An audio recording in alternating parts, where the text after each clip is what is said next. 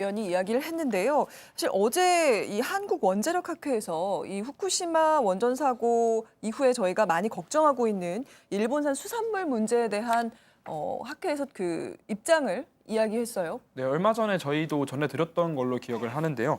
이제 저희가 우리나라의 이제 일본 후쿠시마 주변 이제 수산물 수입 금지를 WTO가 인정을 했었습니다. 네. 근데 이 문제에 대해서 이제 한국원자력학회가 이제 며칠 전에 좀 기자회견을 열어서 이게 좀 문제가 있다, 이 판정이 잘못됐다라는 식으로 기자회견을 열었습니다.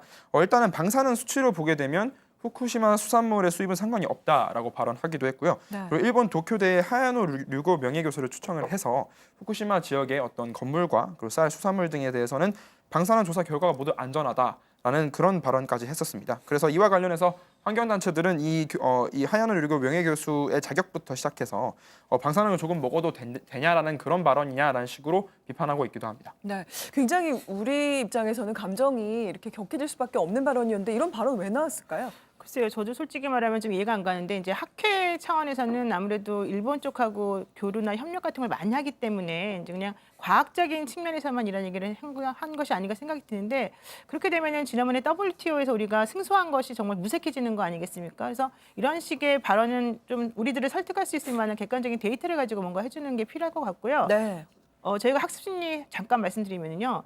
그 예를 들면 사람이 어떤 걸 먹었을 때 한번 자기 몸에 이상 반응이 나오잖아요. 그러면 한 번만 먹고서도 그 음식을 절대 안 먹게 되는 그런 게 있어요. 그건 왜 그러냐면 매우 위험하다는 걸 본능적으로 알기 때문이거든요. 네네. 이 원자력도 마찬가지라고 저는 생각합니다. 네. 이게 지금 원자력 학회에서 원자력과 관련된 안전과 관련된 규제를 연구하는 것보다 오히려 그 원자력 학회에서 지원이나 이런 것들이 뭐 한수원이라든가 이런 곳에서 지원을 받다 보니까 원자력이 안전한 기술이다라는 그런 방향으로 오히려 연구 결론을 강화하는 방향으로 가고 있다라고 생각이 듭니다. 네. 그래서 원자력 학회에서 나온 이 논문의 방향도 원자력이 안전하다. 후쿠시마에서 뭐 여러 가지 사고가 있었지만 지금 이런 어떤 음식물도 안전하다라는 이런 결론의 어떤 논문이 나왔다라고 생각이 드는데요. 네, 이런 논문 자체가 나와버리면 결국에는 일본의 주장을 강화하는 어떤 근거로 사용될 우려가 있기 때문에 학자들이 조금 더 신중하게 연구를 하는 게 저는 필요하다고 네, 이 생각합니다. 부분에 대해서는 학회에서 또 오후에 입장문을 낼 예정이라고 하니까요. 이후에 소식을 또 전해드리도록 하겠습니다.